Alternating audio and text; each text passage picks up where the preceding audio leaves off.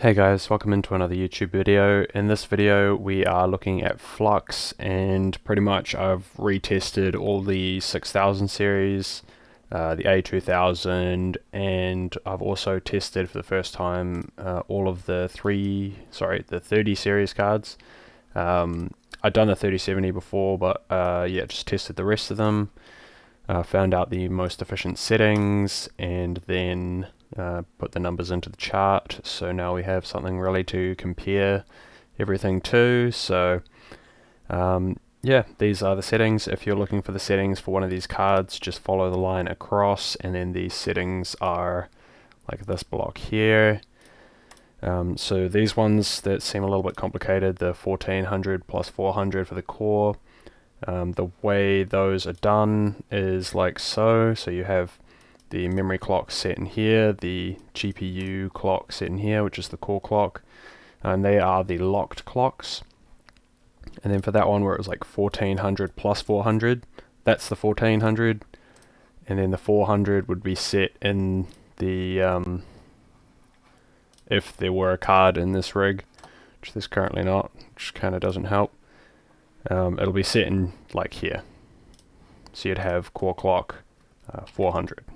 And then that's the offset, so that'll apply, and that's pretty much the only complicated thing here, I think. We can't utilize the memory tweak on Flux because it uses memory. Yeah, that's pretty much all of the complicated stuff. Now into the results. So pretty much all I'm going to care about here is efficiency. All this data is input into here as well, so we can use this to compare. All these blue numbers, or numbers that are highlighted in blue, are the ones that I have tested myself, so I can confirm that these numbers are true and correct. It's measured at the wall and with the system idle accurately subtracted, so that's how much the card itself is actually using, this wattage here. And then the solutions is like averaged of what the card was actually doing. So it's not the highest reading, it's not the lowest reading, it's like halfway between for all these cards.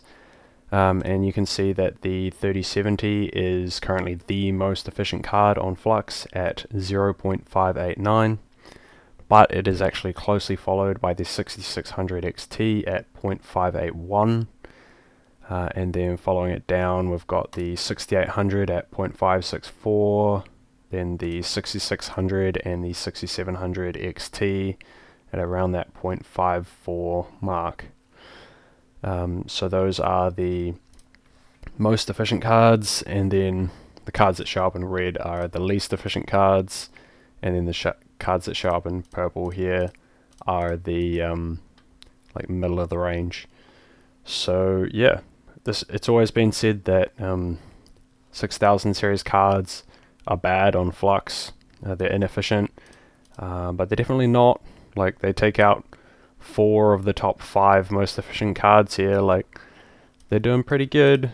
Obviously I can't attest to 2080 Ti or 2080 series cards, but I don't actually think they're that efficient anymore after all these updates. No, they used to be the most efficient cards, was like the 2080 Ti, maybe 2080 Super and stuff. They were pretty efficient. But after all these recent updates, it kind of got rid of that whole... it was sort of due to a inefficiency in the miners being able to run on the most efficient cards. Like, it wasn't utilizing the cards fully on like the newer cards. But now that all the miner updates have been, and it actually is utilizing them fully, it's kind of not really a thing anymore. So I do believe that that does make the 3070 the most efficient card on Flux of all the series of cards, excluding obviously like the CMP 170HX. We don't talk about that one because no one has money to buy that, and I don't even know where you can buy that. And if the 228GX is out now, then that one probably as well is more efficient, but yeah, who cares about that? Yeah, and then these 6000 series cards obviously just take the rest of the leaderboard chart for efficiency on Flux. So yeah, it's pretty awesome. That's why I've chosen The 6000 series cards is my favorite cards. But yeah, if you're trying to, if you're looking at which card is the most efficient of the 6000 series, you're looking at the 6600 XT. If you start looking at the dollar per mega hash, you'd only be looking at this if you're looking to buy cards to run on this algorithm. Then you're looking at the 6600 because it's probably one of the cheaper cards. These are based off of second-hand prices, and they are in New Zealand dollars, so probably not going to be relevant to a lot of people watching, but still, like, prices in your area should still be like kind of relative. Like, I would imagine this is still going to be cheaper dollar per mega hash than the 6600 XT, unless you've got like vastly different prices in your area. But yeah, you know, kind of varies per area. But yeah, super efficient cards on this algorithm. All the 6000 series cards that I've tested so far, which is just these 4. I don't have any others.